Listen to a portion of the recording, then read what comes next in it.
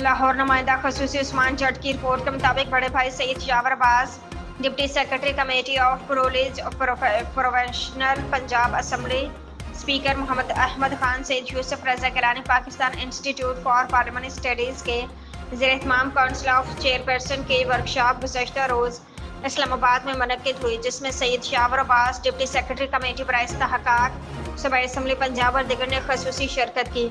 इस वर्कशॉप का मकसद पार्लियामानी कमेटियों के चेयरपर्सन की कायदाना सलाहियतों में इजाफा करना, पार्लियामानी तरीक़ाकार को बेहतर बनाना और कानून साजी के अमल को मज़ीद मौसर और शफाफ बनाना था। वर्कशॉप में तजुर्बाकार माहिरीन ने पार्लियामानी रिवायात, कमेटियों के किरदार, शफाफियत, एहतसाब और कानून साजी के जदीद तकाज़ों पर सेर हासिल लेक्चर्स दिए। शुरा को अमली तरबियत फ्राहम की गई और बेहतरीन आलमी पार्लियामानी रिवायात से रोशनास कराया गया।